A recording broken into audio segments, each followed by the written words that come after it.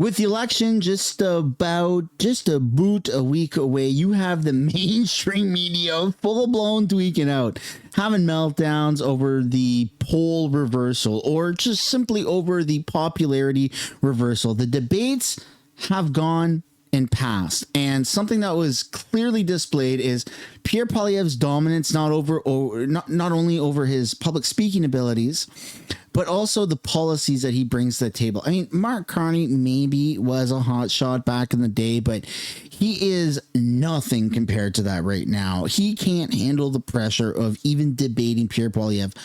Jagmeet Singh is freaking nowhere to even be seen on that spectrum, and the block was kind of funny. So where do we lie this week? Well, it's the last week of rallies. Early voting has had the biggest surge of turnouts in Canadian history, like ever.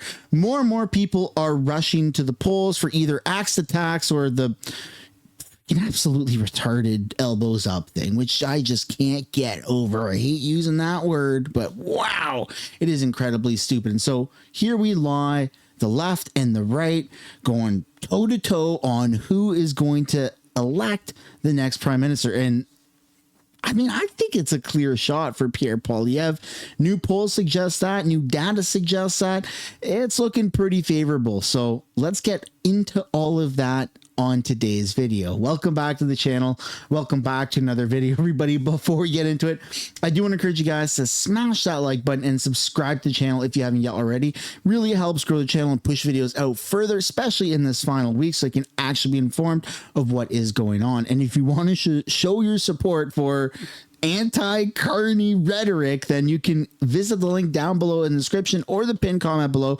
And if you use code SAVECANADA, you'll get 20% off. There's Canada First embroidered hats, there's hoodies, there's even these sticker packs. My favorite is the Canada First sticker and the Trudeau 2.0 sticker, which, to be honest, it can be more accurate. I mean, for crying out loud, Carney has already spent $250 billion on policies that were literally regurgitated from Justin Trudeau. So yeah, it's a badder, more evil version of Justin Trudeau. So brace yourselves, Canada, because this is going to be the most important next 7-8 days of our lives in this country.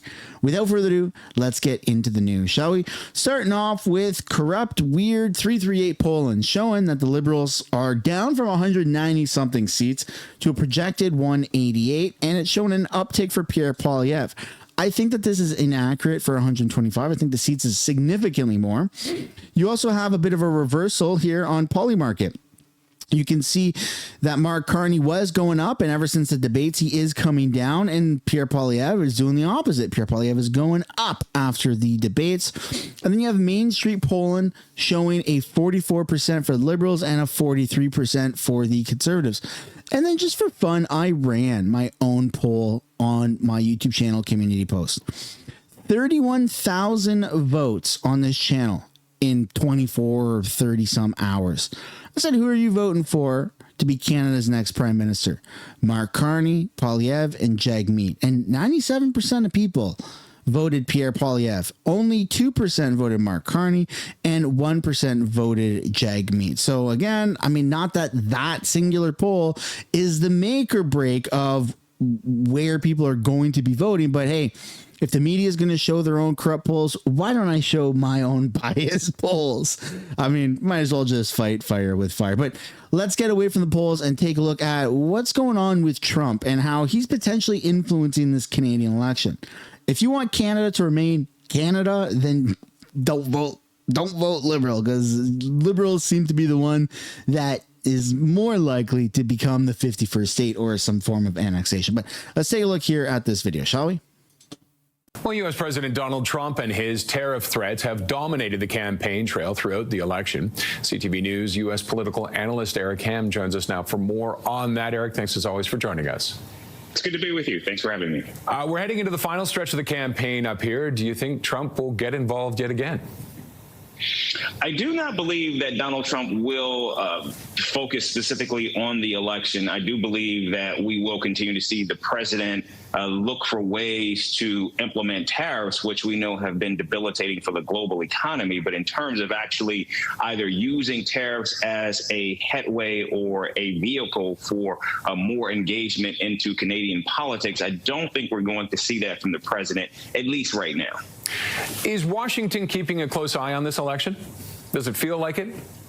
Oh, absolutely it is. This is definitely something that Donald Trump is going to be looking out for. But in terms of actually using any economic vehicles or attempting to try to use U.S. influence as a way to steer or somehow influence the election, I just don't think we're going to see that from the president right now. I do believe he certainly has a preference. I do believe he would like to would like to see a liberal elected, but I don't think he is going to actually expend any capital, which we know is rapidly dwindling for this president. I don't think he's going to expend any political capital on the upcoming election. How does the next prime minister combat the issues that we're facing with the American president? I think this is going to be a very difficult slog for the incoming prime minister. Luckily, it's not your previous prime minister, who we know President Donald Trump has had a love-hate relationship with. But nevertheless, I think at the end of the day, what we do know is the Trump administration does want to see Canadian subservience. And so I think that is going to be the theme of for the relationship between the U.S. and Canada now through the end of Donald Trump's tenure. And do you think we'll see negotiations start up or talks of some type start up once we know who the prime minister is? I don't believe President Trump actually sees that as a priority. And the reason being is because the president wants to see, I think, maximum economic pain for Canada, because I believe he thinks that can actually move Canada to becoming a 51st state. And so, sure, he will be willing to negotiate with much of the world, but he's not going to necessarily, I think, make a priority to do so with Canada specifically. Okay. Eric, thank you as always. I mean, there's a reason why President Trump has openly said many times that he would rather work with a liberal government than with a conservative, because liberals are easier to manipulate, easier to twist the arm, bend the knee, or for them to put their elbows up and butt up too, apparently. So yes, of course, Trump would rather work where he can work with a leader where he can manipulate more easily, which is what what Trump has done with liberals for forever, right? With Democrats and stuff like that. So again, we're just gonna have to wait and see how this does turn out. But kind of funny that Trump literally pretty much adores the liberals. And I mean, apparently the Trump curse is supposed to be a thing, right? The liberals are, oh, Pierre's liked by Trump. No, Pierre is not liked by Trump. Pierre doesn't want to work with Trump. Or maybe it's part of this 5D chess thing. But again, we're going to have to wait and see how that does play out. But speaking of Pierre, he did slam a liberal platform, which promises to axe the inflation tax. Here we go. Again to CBC's Julia Wong, who's been watching alongside with us. She's joining us from Ottawa. So, Julia, the Conservatives have still not released their fully costed platform, but we see the Conservative leader taking real aim at the Liberal platform, the spending announcement made by Mark Carney yesterday, as well as some of the announcements, economic statements coming from him about how he would move forward were he to be elected Prime Minister. Break some of that down for us. What stood out for you? Yeah, so Poilievre really came out swinging at Liberal leader Mark Carney right off the top of those comments, very much making it clear that he is attacking Carney, who is the perceived frontrunner in this election campaign, really taking aim at the costed platform that the Liberals released yesterday, which shows $130 billion in spending. And what Poilievre is saying is that this is more spending than Justin Trudeau had announced, and then painting Carney, who he used to say was just like Justin Trudeau, as now even even worse than Justin Trudeau. He said that Carney would introduce bigger deficits, that would drive up inflation, that would increase costs for Canadians, make life a little bit harder. Now, Carney, on his part, was asked about those numbers yesterday, was asked about the spending that his government would introduce if they were to be elected. And he instead calls them investments. And he says that what his government would be doing is catalyzing private investment. So these two party leaders clearly seeing things a little differently. But it is important to note, and you did mention a little bit earlier, is that the Conservatives are the only major party that has not released their costed platform. And the only indication of when we might actually see that is that it will be released sometime soon. So something to take of note, considering every other major party has released their platforms. Also, Poilievre was very clear about the measures a Conservative government would take to bring spending under control. He says that they would cap spending, that there would be cuts to bureaucracy, there would be cuts to foreign aid. And then one thing in particular, which was a newer announcement, he would be cutting the budget for government consultants by $10 billion, saying that that money would then be used for Canadians. And then something I did notice, he said that he would be bringing that number down to Stephen Harper levels. So this is interesting because we've seen Harper a little bit more recently. You know, he introduced Poilievre at an Edmonton area rally. He's been featured more recently on social media and on ads vouching for Poilievre. So interesting that Poilievre would bring in the name of Stephen Harper, really leaning into him, hoping that by introducing that name, he is able to get some voters on his side, to get those voters to cast their ballots for him come election day. CBC's Julia Wong. I mean, the Liberals have literally copied every single thing that's really good. So pretty much everything about the Conservatives. I don't really blame the Conservatives for waiting a little bit longer. But now let's take a look at where everything is, according to these analysts, after the debates, because the debates were a massive catalyst for how this election is ultimately going to play out. I've said this in previous videos over the past few days that I personally, well, indirectly know several people that have solidified and already locked in their vote for Pierre Poilievre when they were probably more likely to vote for Mark Carney. But after the debates, they realized Mark Carney doesn't know what the heck he's doing. Pierre is a very strong leader. And I mean, that came across to the entire country. So again, it's huge for these debates to have happened. But now, where does the rest of the country think we actually are? Well, let's take a look now at some analysts. You have this panel here. So you got Rosemary on the left. You've got Liberal MP right here, who I think she was accused of Chinese interference at one point. You've got ex-Conservative MP and ex-NDP MP. So pretty even Steven across the board.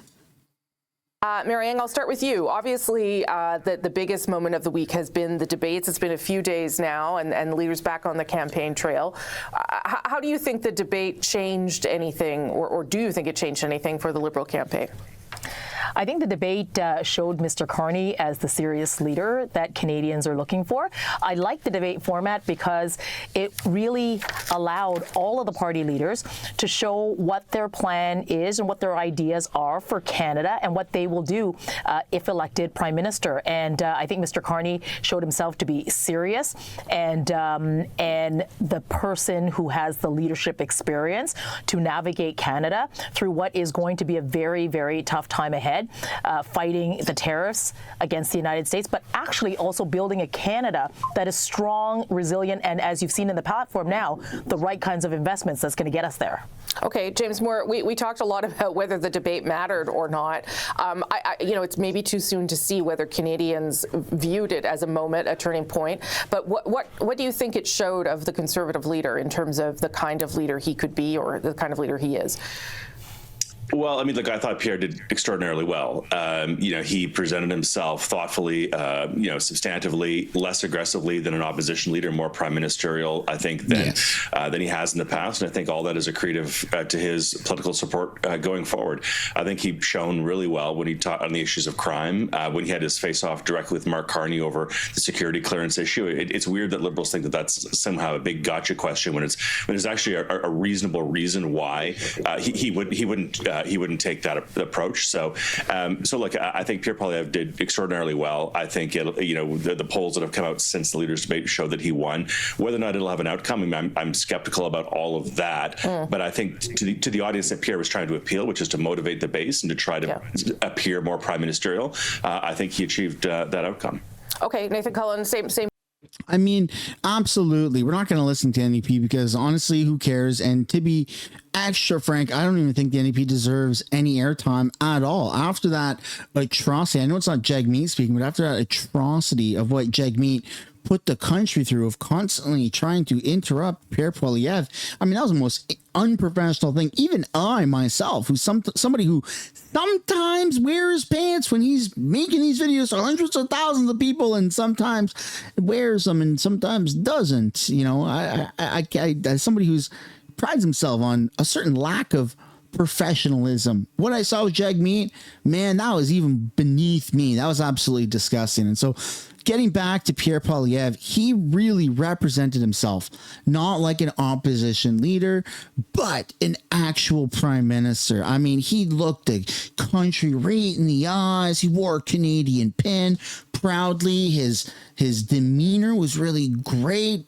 Tall chest, shoulders back. He had his hands loosely in a fist by his side. He didn't attack anybody. He didn't interrupt. He was just on the ball, factual, sir. Kept referring to Mr. Carney as sir, not prime minister, but sir, right? I mean, it was incredibly professional. And you combine that with not just how he said things, but what he said. And wow, I mean, it doesn't even compare to what other leaders said. It's so far in advance of what everybody else said. I mean, we have a choice right now. We're at a crossroads of literally changing the face of the Liberal Party and still continuing down this 10-year path, which has been absolutely atrocious for our government and for our country.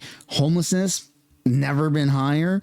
You know, housing prices never been higher. Unaffordability never been higher. Poverty levels never been higher. I mean, this country is turned into crap where people in the millions want, out of absolute desperation, something to change and something to change quickly. But sure, yeah, changing the main guy, but keeping the entire platform the same. That's sure the way to do it, right, everybody? No, I didn't think so. So Pierre Poilievre brings a refreshing breeze to Canadian politics, and being a homegrown boy who never fled Canada to work abroad, who's been in the politics game for his entire life, knows how it operates, understands the game, who people can actually look up to, right? Because the way he speaks publicly, his policies, the way he carries himself, it's a very admirable way. That is a clear distinction from all of the other candidates. But again, that's my opinion, folks. I would absolutely love to know yours. And now we're going to take a look at a panel that Vashi has, where again, some Liberal guests here are a little bit on the meltdown side of things. Let's take a look. I never know what, if anything, to read into people who are voting early, that kind of thing. But a record number, 2 million people on Friday. What do you take from that? Huge. You know, if you're running a campaign right now, it really is white knuckle time, because we have these debates, which we assume are really highly subscribed to, well watched, and then you go into a long weekend, and it's advanced voting. So we know that tons of people are turning out. I voted yesterday, lots of folks kicking around. And I'll tell you something else happened to me yesterday. I went to pick my son up from a little party he was having with some pals. Parents brought me in, sat me down, fed me coffee, and talked to me for 45 minutes about the election. And I think that's happening all weekend long, all across the country. Yeah. And so the reason it unnerves campaigns is that you're trying. Man, there are friends that I talk to, which we have never said a lick about politics. And people, not because I'm Mr. Sunshine Baby and have a YouTube channel, but people are just chatting my ear off organically about politics. If they weren't doing it to me, they'd be doing it to the next person. And it honestly makes me so proud that so many people of all ages and stripes are talking about politics. Of course, I have my bias, and of course, I want Pierre to win. I'm voting for Pierre. I've been endorsing him. I like the guy. I like what he brings to the table, and I personally think that we desperately need that change. But the amount of enthusiasm regardless of your stripes, this is something I can at least admit. The amount of enthusiasm that people are bringing for voting in numbers that we have, quite frankly, never seen before. They're saying we haven't seen this since Justin Trudeau first ran in 2015, right? And all the young kids came out and like, yeah, freaking legalize pot, man. Shaw, right? You're seeing even crazier numbers than that, I would say. And it's not about any grand thing like legalizing some substance that can be used, medicinally or recreationally, but also just getting out to, vote for what party you think has the better platform. Like, it's absolutely incredible. The fact that there isn't something as crazy as the legalization of Mary Jane and how it's just sheer motivation that people are going to vote for. It's incredible, right? Now, of course, I wanted to go in favor of the blue wave. Absolutely. It'd be a little devastating and a tough pill to swallow if it went the other way. But nonetheless, I'm still very happy and proud that this many people are going out to vote. And again, I've been pretty honest about this. This is my first time ever voting federally, folks. And it was a bit of a hoopla, right? I had to call a number, figure out where the special ballots are in my town because I'm out of town right now. Then I had to walk a kilometer there and walk a kilometer back. And I mean, it's not like that was, a super big inconvenience to the point where I couldn't do it, but there were a couple of steps. I didn't just drive somewhere, park, walk in, fill out the ballot, and then drive home. There were a couple more steps, right? And so even the fact that people are rushing to the pre-voting, the early voting is just incredible. Absolutely incredible. Tracking isn't as reliable on a long weekend. The reporting of polls isn't as frequent. And you're wondering, did something happen? Is something happening? If people are voting in droves, how is that breaking for us? So there's an element of mystery to a big, long weekend, especially when people are voting like this. My guess is everything is on track. We probably haven't seen a disruptive event. The debates probably didn't change the trajectory of this campaign. But we're not going to know, and the campaigns aren't going to know until we get to Tuesday or Wednesday. That's just the bottom line truth of it. Do you have a gut feeling, Kathleen, about whether or not the debates were disruptive in any way? In the way Scott's describing that? Yeah, I'm not sure if they actually changed too much. I mean, I'll have more to say on Jagmeet Singh's performance in a bit, but I do think that it showed how each leader is trying to frame up basically the fight and the crossroads that Canada is at right now.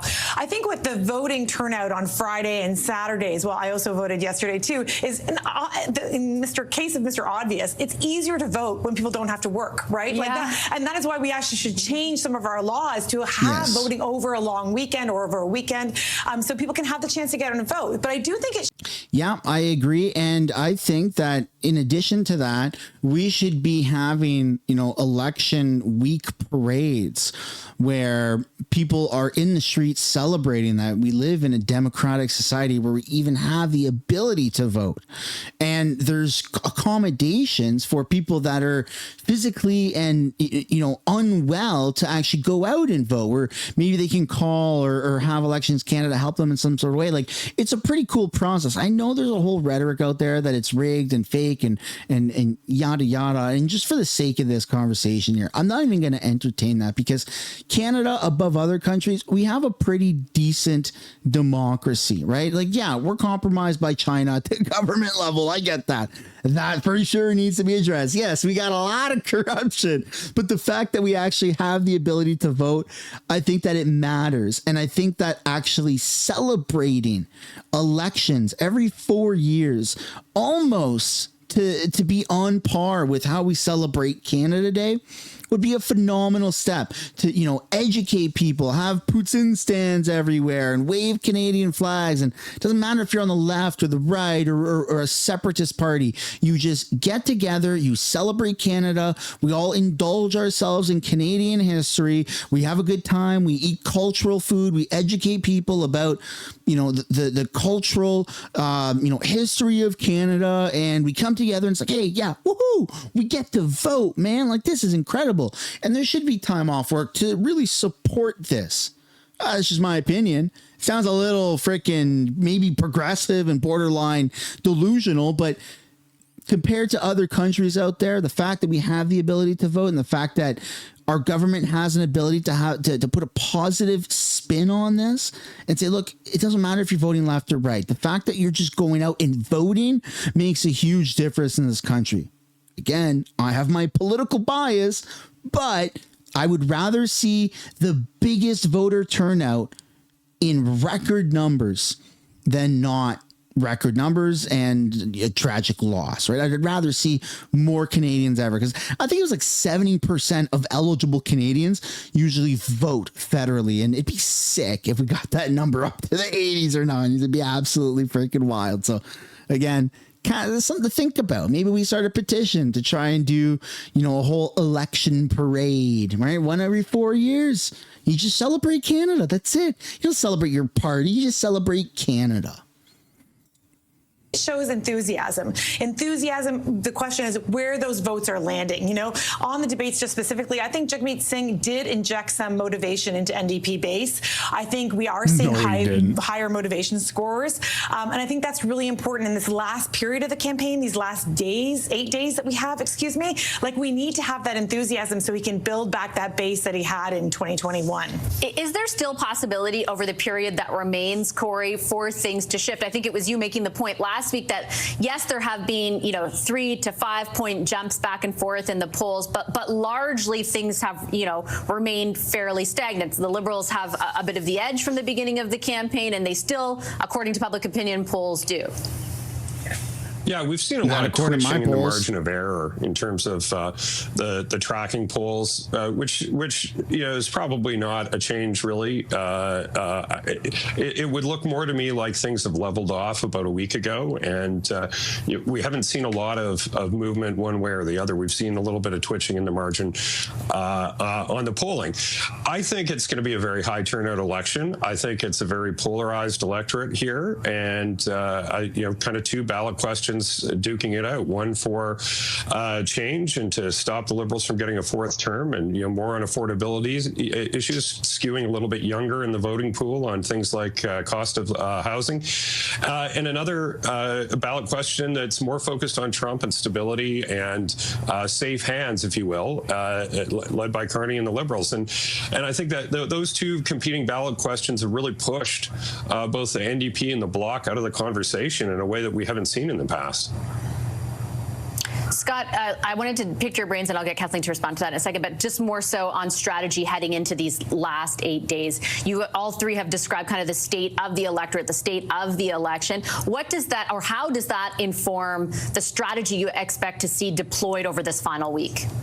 Massive rallies. I think that all the campaigns face the same challenge, which is how to make certain they wrestle this thing back to their strains. And then I'll isolate Carney, for example. I think, that Jagmeet Singh's fighting for his life. He looks pretty impassioned. I would say that probably Poilievre has been as effective on the campaign trail as he's been throughout the entire election these last few days. Expect that he won't get any worse, and he might get better. So if you're Carney, get back to what worked for you, right? You're not Trump. You're not Trudeau. Together, those things equal change. And so I think he's got to find ways to reintroduce the Trump. The fact that Scott Reid can't even admit that his policies, that Carney's policies, are identical to Trudeau's.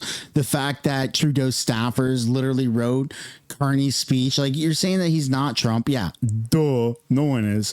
But saying that he's not Trudeau, come on, dude. He may not physically be Trudeau, but all of his policies, his words, his everything, he's being coached by Trudeau in the shadows on how to navigate this. And literally his entire staff, his entire cabinet, and all the MPs are still the exact same, if not worse, from a reshuffling that's been done. So the fact that you can't even admit that, dude, it just shows like you are not a serious analyst.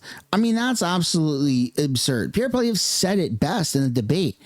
You are not Trudeau, but you have all of Trudeau's staffers literally writing your notes that you are quoting right now to me. How are you not Justin Trudeau, or how are you not worse than Justin Trudeau? And so I kind of want to just leave it on that point right there and pass the question off to you guys. How do you feel about this last week? Are you attending any rallies? I believe Pierre Poilievre on April 22nd is doing a massive Canada First rally in Vaughan Hills, something like that, right outside, just north of Toronto, Canada's Wonderland area. So let me know down in the comments what you think is going to happen this week, and if you plan on attending any of Pierre Poilievre's rallies, or more importantly, if you are going to be voting this week. Thank you so much for watching this video, everybody. On your way out, if you haven't yet already, I'd like to encourage you guys to smash the like button and subscribe to the channel. I don't just say it to be annoying. I do say it because there's a lot of people that still watch the channel that are not subscribed, and I look forward to seeing you guys in another video. Bye for now.